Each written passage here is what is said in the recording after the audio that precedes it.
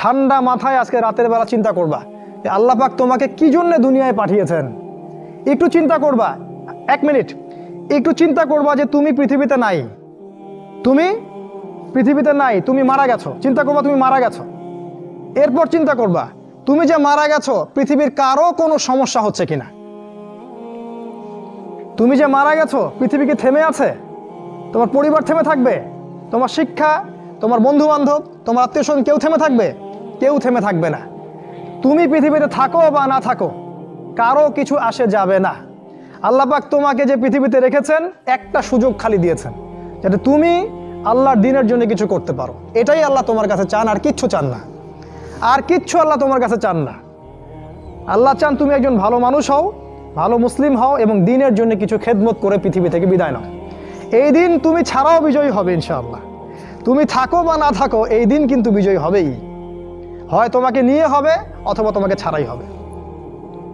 জীবনের উদ্দেশ্য ফিক্স করো। জীবনের উদ্দেশ্য একটাই, জান্নাত। জান্নাত পাওয়ার জন্য যা করা দরকার তাই করতে হবে। কোরআন হাদিস মেনে চলা থেকে শুরু করে আমল করা, আদব আখলাক সব কিছু এর মধ্যে চলে আসবে ইনশাআল্লাহ। আল্লাহ পাক তোমাকে পথ দেখাবেন। আগে তুমি জীবনের উদ্দেশ্য ফিক্স করো। একটা কথা বলি, সবাই তোমাদেরকে বলবে জীবনে সফল হতে হবে। অনেক কথা আমি বলছি আমার ব্যক্তিগত অভিজ্ঞতা থেকেই বলছি। আল্লাহ পাক আলহামদুলিল্লাহ ফার্স্ট সেকেন্ড ছাড়া রেজাল্ট আমাদের হতো না। যখন থেকে আমরা বুঝতে পেরেছি যে ট্র্যাকে আমরা যাচ্ছি সে ট্র্যাকটা ভুল, সেই ট্র্যাকটা ভুল, এই বুঝটা যখন থেকে আসছে আমাদের মধ্যে, আমরা চেষ্টা করছি অন্যদেরকে আমাদের শিক্ষা দিয়ে সচেতন করার জন্য। আমরাও ভুল করেছি, ভুলের উপর ভুল করেছি। আল্লাহ পাক যেন মাফ করেন, আল্লাহুম্মা আমিন। সাফল্যের সংজ্ঞা শেখানো হতো আমাদেরকে পরিবার থেকে। সফল হতে হবে বাবা, নিজের পায়ে দাঁড়াতে হবে, বাবাকে দেখতে হবে, মাকে দেখতে হবে, অমুক তমুক ইত্যাদি ইত্যাদি। বিয়ে করবি কি নিয়ে, তোর তো কিছুই নাই, বলে নাই কথাগুলো আপনাদেরকে। চাকরি বাকরি করতে হবে, প্রতিষ্ঠিত হতে হবে। শোনো, সাফল্যের একটা সংজ্ঞা দিয়েছেন আল্লাহ কোরআনে, একটাই সংজ্ঞা, সূরা আল ইমরানের মধ্যে আছে। আজকে আমি সব ডিটেলস বলার সময় পাচ্ছি না। সূরা আল ইমরানের মধ্যে আছে কুল্লু নাফসিন যায়িকাতুল মাউত, প্রত্যেকটা নফস মারা যাবে এবং কিয়ামতের মাঠে তাদের পুরোপুরি প্রতিদান তাদেরকে দেয়া হবে। এখানে আল্লাহ সাফল্যের সংজ্ঞা দিয়েছেন, ফামান যুহজিহা আনিন নার ওয়া উদখিলাল জান্নাহ ফাকাদ ফাজ। ওই দিন কিয়ামতের মাঠে যাকে জাহান্নাম থেকে বাঁচানো হবে আর জান্নাতে প্রবেশ করানো হবে, ফাকাদ ফাজা, এই ব্যক্তি হচ্ছে সফল। সাফল্যের সংজ্ঞা কোথায় পাইলেন? যদি আমরা জাহান্নাম থেকে বাঁচতে পারি প্রত্যেক ব্যক্তি এবং জান্নাতে যেতে পারি, সেই সফল।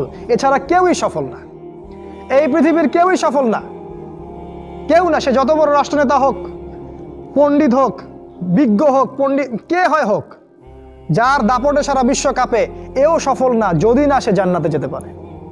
কিন্তু একজন এই ভ্যান চালক, এক রিক্সা চালক, এক আমার ওই গরিব চাচা, ওই কৃষক, সে যদি হিসাব দিয়ে জান্নাতে যেতে পারে, সে সফল। তিনিই সফল, তিনি আল্লাহর কাছে পছন্দের বান্দা। অতএব জীবনের উদ্দেশ্যটাকে ঠিক করে ফেলো, এটা প্রথম কাজ। দ্বিতীয় কাজ, তোমাকে জ্ঞান অর্জন করতে হবে। দ্বিতীয় কাজ, কিসের জ্ঞান অর্জন করবে? যে জ্ঞান তোমাকে আল্লাহর দিকে নিয়ে আসবে সেই জ্ঞান অর্জন করতে হবে। কোন কোন সাবজেক্ট পড়তে হবে তোমাকে প্রথমত কোরআন পড়তে হবে, তেলাওয়াত করা শিখবে, অর্থ জানবে, আরবি ভাষা শেখার চেষ্টা করো, কোরআনের আদেশ মানো, নিষেধগুলো ছেড়ে দাও এবং কোরআনের দাওয়াত মানুষের কাছে পৌঁছে দাও। কোরআনের দাওয়াত মানুষের কাছে পৌঁছে দাও এবং কোরআনের বিধান বাস্তবায়নের জন্য আল্লাহর পথে চেষ্টা করো। আর কি সাবজেক্ট পড়তে হবে? তোমাকে হাদিস পড়তে হবে, রাসূলের হাদিস, অসংখ্য হাদিস, এগুলো পড়তে হবে তোমাকে। আর কি পড়বে? ইসলামের ইতিহাস তোমাকে পড়তে হবে। ইসলামের ইতিহাস জানবে না তাহলে হীনমন্য জাতি হবে। তুমি জানবেই না তোমার এই বাপ দাদারা ছিল সিংহ পুরুষ, তুমি এটা জানবেই না। তোমার শেকড় যে এত সিংহ পুরুষ দিয়ে ভর্তি, এটা তুমি জানোই না। এজন্য হীনমন্যতায় ভোগো, মনে হয় যে আমাদের কেউ নাই, আমরা এতিম। জি না, আমরা এই বিশ্ব শাসন করেছি 100 বছর আগেও। এই 100 বছর আগেও এই পুরো বিশ্ব আমাদের হাতে ছিল। এখন যা দেখছো এরকম অতীত এরকম ছিল না।